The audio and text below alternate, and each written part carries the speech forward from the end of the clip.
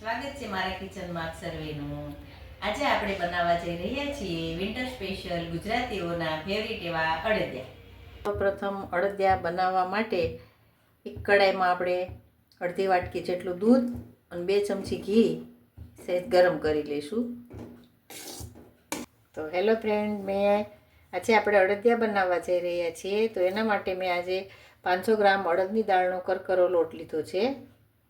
હવે આપણું દૂધ અને ઘી જે ધાબો દેવા માટે ગરમ થઈ ગયેલું છે એનાથી આપણે લોટમાં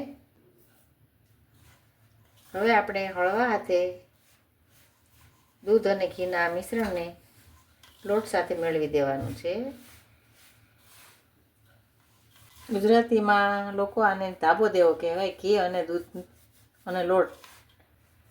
તો આવી રીતના લોટને કરવાથી લોટ કણીદાર અને અડદિયા પણ સરસ બને।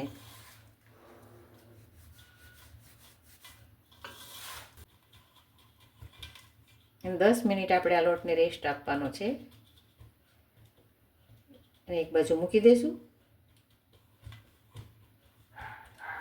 બીજી આપણે તૈયારી કરીશું અડદિયા બનાવવા માટેની જે સામગ્રી છે એની આપણે તૈયારી કરી રાખીશું। 1 ચમચી ઘી નાખી કાજુ બદામ અને પિસ્તા સાતળી લેવાના છે ઘીમાં। તમારે આખા રાખવો હોય તમે આખા પણ રાખી શકો છો, તમારે એને દરદરો ભૂકો બનાવો તો એ પણ કરી શકો છો। ડ્રાયફ્રૂટનો ટેસ્ટ આવે એટલા માટે આખા પણ રાખી શકાય, આપણને જે રીતે અનુકૂળ પડે એ રીતે આપણે રાખી શકીએ છીએ। આપણા બધા ડ્રાયફ્રૂટ સારી રીતે રોસ્ટ થઈ ગયા છે। ગુંદર લીધો છે એને પણ આપણે ઘીમાં આવી રીતના સાંતળી લઈશું। હવે આપણે ધાબો દીધેલો લોટ સરસ મજાનો સેટ થઈ ગયેલો છે। તો અહીં ફ્રેન્ડ મેં ઘઉં ચાળવાનો ચાયણો લીધો છે, એનાથી આપણે લોટને ચાળી નાખીશું એટલે લોટ સરસ કણીદાર બને।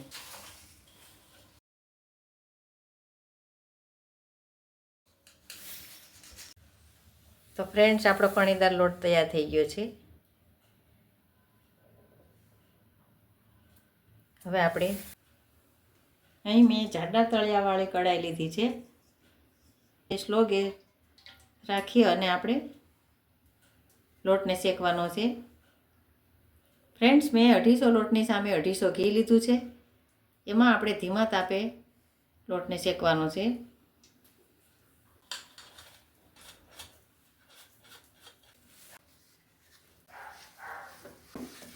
ધીમા તાપે આપણે આ લોટને શેકવાનો છે।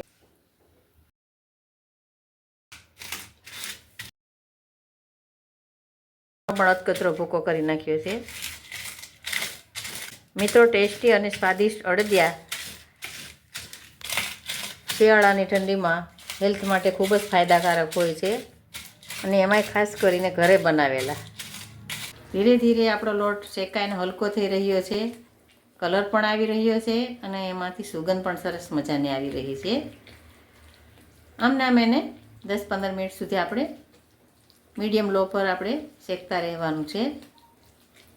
એકદમ ગોલ્ડન કલર આવી જાય પછી જ આપણે એને ગેસ ઉપરથી ઉતારવાનું છે। તો ફ્રેન્ડ, આપણા અડદિયાનો સરસ મજાનો ગોલ્ડન કલર આવી ગયો છે।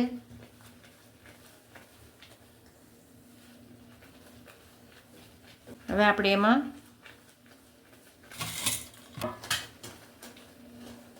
કર્યા બાદ આપણે જે ડ્રાયફ્રૂટ રોસ્ટ કરેલા હતા એને પણ મેં અધકચરા ભૂકો કરી લીધો છે, અધકચરા કરી લીધા છે, તો એને પણ આપણે એડ કરીશું।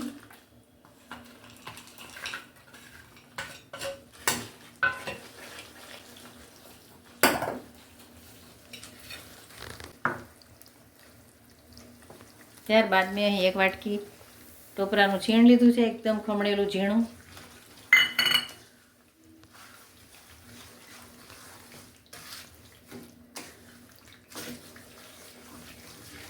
અડધી વાટકી અડદિયાનો સ્પેશિયલ મસાલો છે, અડદિયા બનાવવા માટે જે સ્પેશિયલ બનાવવામાં આવે છે। કાટલું પણ એને કહેવાય છે, એ એડ કરીશું.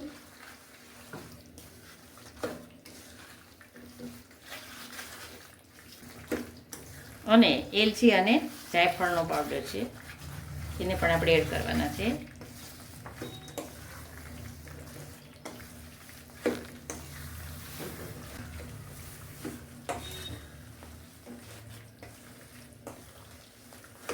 અત્યારે આપણે ગોળ નાખવાનો નથી, એટલા માટે કે ગોળને જો આપણે આની સાથે ઉમેરીશું તો ગોળ છે એ ગરમ થતાં કડક થઈ જાય છે.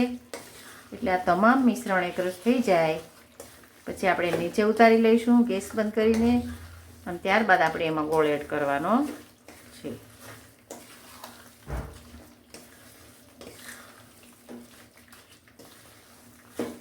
તો તમે જોઈ રહ્યા છો ફ્રેન્ડ, સરસ મજાનો આપણા અડદિયા તૈયાર થઈ રહ્યા છે.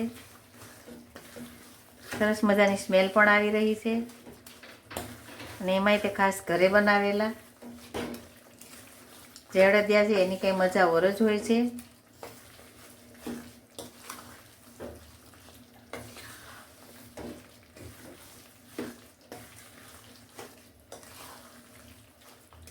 તમે પણ ટ્રાય કરજો આ રીતે.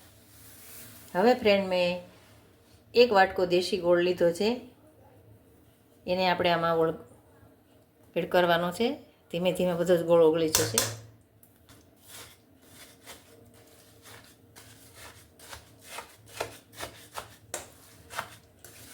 ખૂબ સરસ મજાની સ્મેલ આવી રહી છે. તો ફ્રેન્ડ, આપણું આ મિશ્રણ છે એ થોડુંક ગરમ છે, થોડુંક ઠંડુ છે, અને આપણે એના આવી રીતના અડદિયા વાળવાના છે.